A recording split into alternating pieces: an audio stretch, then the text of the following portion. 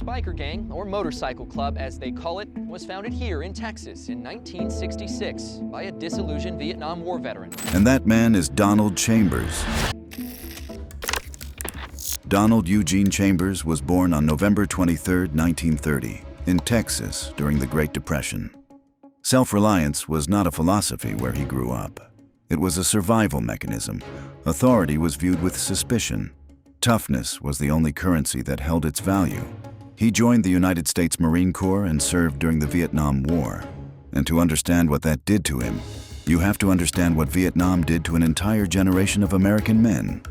2.7 million Americans served in that conflict. 58,000 came home in caskets.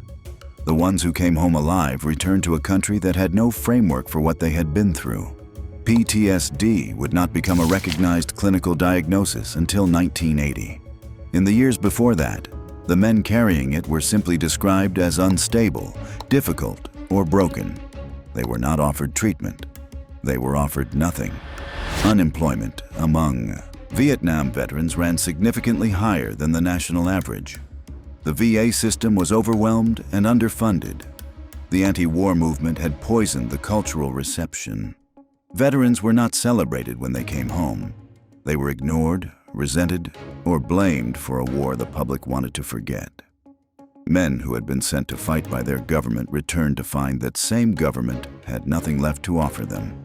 Chambers came back to Houston and took work as a longshoreman on the docks. Physical, anonymous work. For a man built for something else entirely. He had operated inside one of the most disciplined military organizations on the planet, lived inside a brotherhood where the man beside you was the difference between life and death, existed within a hierarchy where rank meant something and loyalty was absolute. None of that existed on the docks. None of it existed in the biker clubs he joined either. Every club he rode with felt like a pale imitation of what he knew brotherhood could actually be, so he stopped looking for it and built it himself. On March 4, 1966, in San Leon, Texas, a small fishing community on Galveston Bay, Donald Chambers founded the Bandidos motorcycle club. The name came from the Mexican bandits of the Old West, men who lived outside the law, answerable to no authority but their own code. The patch depicted a cartoon bandit in a sombrero, holding a machete and a pistol, the Fat Mexican as the club called him, worn with complete seriousness regardless of how it looked to outsiders. The colors were red and gold, chosen deliberately. Red and gold were the colors of the United States Marine Corps. Chambers was building a brotherhood for men like himself, and he wanted that understood from the first moment anyone saw the patch. The structure was military from the ground up. President, vice presidents, sergeant-at-arms, officers with defined roles, prospects who earned full membership through demonstrated loyalty before the patch was theirs, bylaws, enforcement. The outlaw motorcycle world at that time was built on chaos and personality. Chambers built something that ran on structure. That difference would matter more than anything else in the decades ahead. The motto was blunt.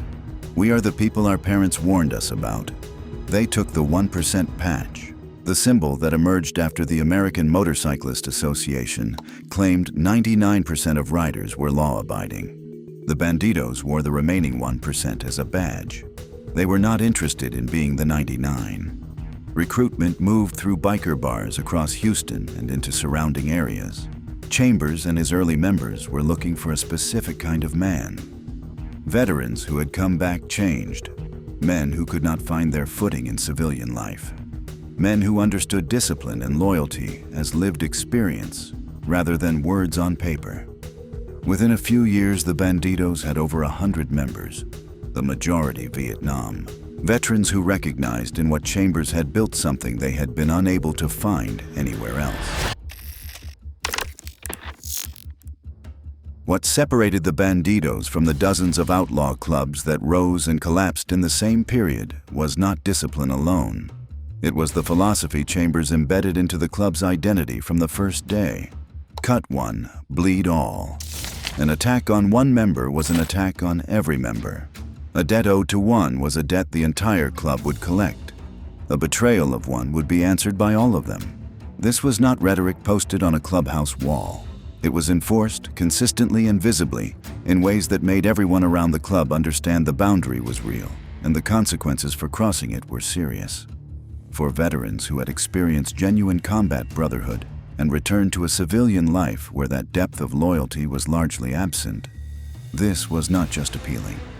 It was the only thing that made complete sense. The Bandidos offered a community with actual stakes, a brotherhood that meant something because breaking it had consequences that arrived fast and without negotiation. That same philosophy made the club extraordinarily dangerous as a criminal organization. Law enforcement could not easily flip one member against another when the entire club would respond to the cooperation. Witnesses faced not a single angry man, but an institution. The principle that made the Bandidos a genuine brotherhood also made them structurally resistant to the informant pressure that had collapsed other organizations. But that resistance had a limit. And in December 1972, the club was about to find exactly where that limit was. On December 22, 1972, somewhere in the desert outside El Paso, two men were handed shovels and told to dig. They dug, because when the Bandidos told you to dig, you dug. The two brothers were named Jimmy and Dale Tall. They had sold fake amphetamine to the Bandidos, baking soda in packaging that was supposed to contain something real, a small fraud, the kind of thing that might slide with someone else, not with Donald Chambers. Chambers did not act on impulse. He acted on intention. The brothers were located, approached, and abducted, driven into the desert outside El Paso. The drive took hours, long enough for both men to understand precisely what was happening and to know there was no way to change it. In the desert, they were given shovels. They dug. When the holes were deep enough, Chambers and his men shot them. The bodies stayed in the graves the brothers had dug for themselves. A prospect named Richard Merla had been present. Merla was at the bottom of the Bandidos hierarchy, still earning his patch, his loyalty not yet fully tested or fully given. When law enforcement arrived, he made the calculation Chambers had built an entire philosophy to prevent. He cooperated, he testified. His testimony convicted Donald Chambers and two other Bandidos members of double homicide. In court, Chambers was stoic. He had made his choices with full understanding of their weight and was not going to perform regret for a judge. Consecutive life sentences. He was 43 years old. But even from a prison cell, Chambers was not finished. He designated Ronnie Hodge as his successor with his full authority behind the transfer. The hierarchy held. The institution did not skip a beat. And what happened next proved that the most dangerous thing about Donald Chambers was never Donald Chambers himself. Ronnie Hodge was not the visionary. He was not the founder. He was not the man whose name was on the conviction that defined what the Bandidos were willing to do. He was something more important than any of that. He was the proof that what Chambers had built could function without Chambers. Hodge inherited a club 8 years old, over 100 members concentrated in Texas, and a founder just convicted of double homicide. The expected trajectory was contraction. Members, nervous. Law enforcement surveillance intensified. Criminal networks looking for more stable partners.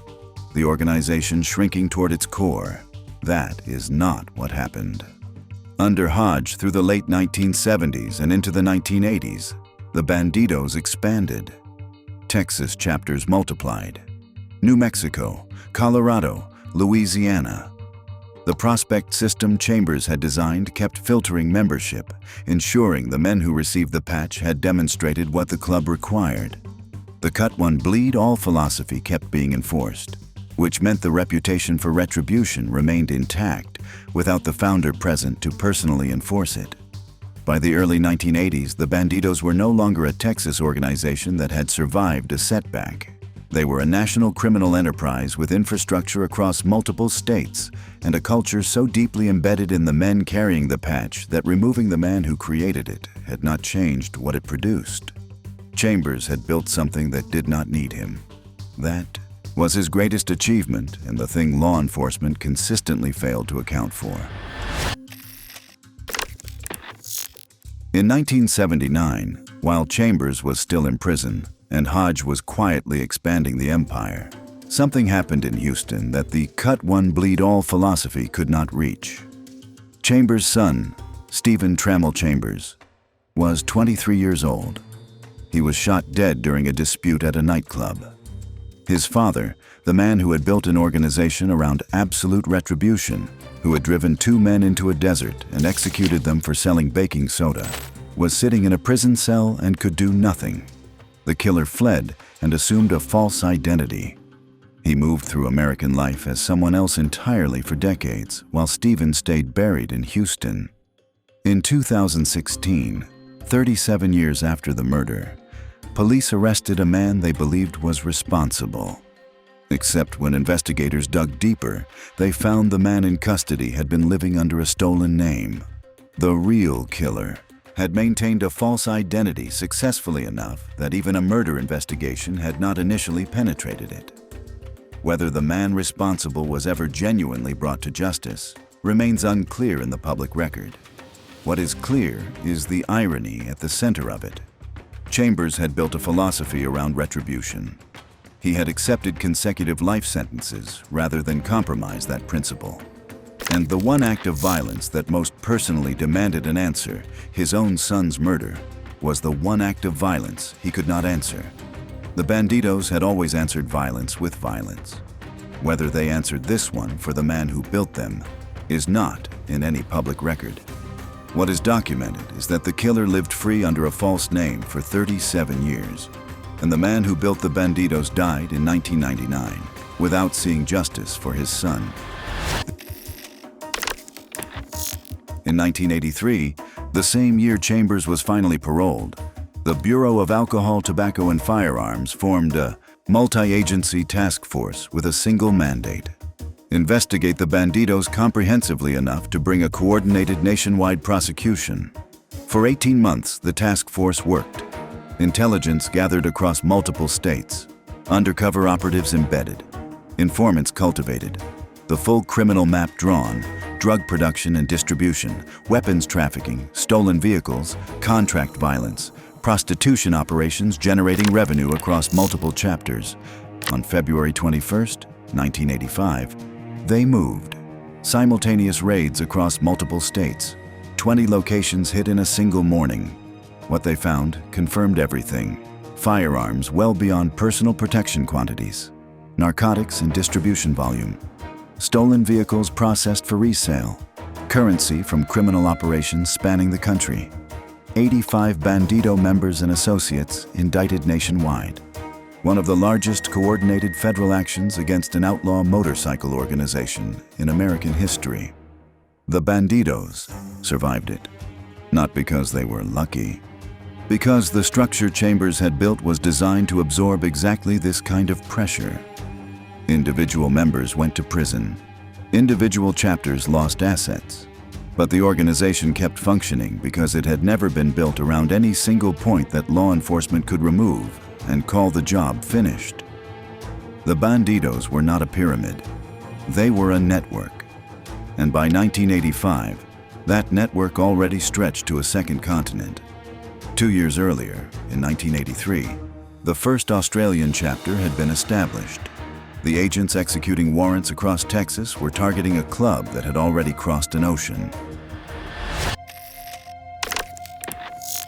The Australian expansion was not accidental. The Bandidos had watched the Hells Angels build international reach for years and drawn a straightforward conclusion. An organization existing in only one country is vulnerable in ways that a multi-country operation is not. International reach meant international resilience.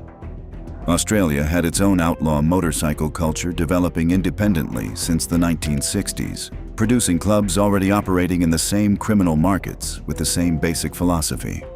When Bandidos representatives made contact, they found men who understood immediately what the patch meant and what wearing it would require. The Australian chapters grew fast and grew violent.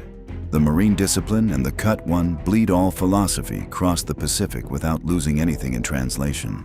From Australia, the expansion logic continued.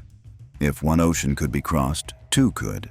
The Bandidos were becoming something Chambers had not specifically designed, but had made structurally inevitable. A global criminal enterprise coherent enough to operate across multiple legal jurisdictions simultaneously. The foundation he had laid in San Leon in 1966 was now load-bearing on multiple continents. In 1989, the Bandidos established their first European chapter in France. From France, the expansion moved north. Germany, Denmark, Norway, Sweden. All of it established Hells Angels territory. The Hells Angels were not interested in negotiating. What followed between 1994 and 1997 was something European governments genuinely had not prepared for. 11 dead, 74 attempted murders across 4 countries, 96 wounded. 2 nations forced to pass new legislation mid-conflict because their existing laws had no framework for what was happening. It began in Denmark in 1994, where both clubs had chapters close enough together that territorial conflict was a matter of when, not if. By 1995, it had spread across Scandinavia. By 1996, it had become something else entirely. On September 10, 1996, an anti-tank missile was fired at a Hells Angels clubhouse in Copenhagen. A Hells Angels prospect was killed, 3 others wounded. This was not a drive-by. This was not a bar fight. This was a military weapon deployed in a European capital by a criminal organization against a rival criminal organization. A car bomb detonated outside the Hells Angels clubhouse in Drammen, Norway. A bomb attack damaged the Helsingborg chapter in Sweden. Both sides were importing military-grade weapons, coordinating across national borders, running operations with a logistical discipline of organizations built on military structure from their founding. The war ended in a negotiated ceasefire in 1997. 2 countries had to rewrite their laws because 2 motorcycle clubs decided the same territory belonged to them. Donald Chambers was alive when all of this happened. He was in El Paso, retired, living quietly. The organization he had founded in a fishing town on Galveston Bay was firing anti-tank missiles at rival clubhouses in Copenhagen. The marine discipline he had built into the Bandidos in 1966 had become the operational logic of an international military-style criminal enterprise operating across an entire continent. The patch he designed was being worn by men who had never been to Texas, never met the founder, and had no connection to the Vietnam veteran brotherhood the club had been built to serve. They wore it because of what it meant. And what it meant was exactly what Chambers had always intended. We are the people our parents warned us about. Donald Eugene Chambers died on July 18, 1999, in El Paso. He was 68 years old. Cancer. He was buried in Houston at Forest Park, Lawndale Cemetery, under a gravestone carrying his name, the Bandidos insignia, and the motto he had written on the clubhouse wall 33 years earlier. We are the people our parents warned us about. By the time he was buried, the Bandidos had thousands of members across the United States, Europe, Australia, and Southeast Asia. One of the big 4 outlaw motorcycle clubs on the planet, alongside the Hells Angels, the Outlaws, and the Pagans. They had survived federal raids, an international biker war, RICO prosecutions, and the imprisonment of their own founder. They had chapters in countries Chambers had probably never visited, running criminal operations on multiple continents simultaneously. The years after his death confirmed everything about what he had built. In 2015, a confrontation at the Twin Peaks restaurant in Waco, Texas, left 9 people dead and 18 wounded in a parking lot.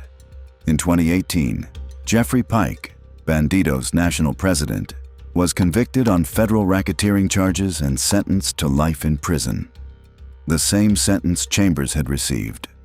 The same club. The same institutional logic running through a different man 44 years later. Chambers built all of it in 6 years, in a Texas biker bar, with a Marine's understanding of hierarchy and a veteran's need for brotherhood. Then he went to prison, and the thing he built kept going, because he had built it well enough that it did not need him. That is what law enforcement never fully understood in 1974 when they put him away. They removed the founder. They did not remove the foundation. And the foundation, 59 years after it was laid in San Leon on a March afternoon in 1966, is still standing. Donald Chambers went to prison thinking he was protecting what he built. What he could not have known was that the most dangerous thing about the Bandidos was never him. It was the structure he left behind. And that structure is still standing.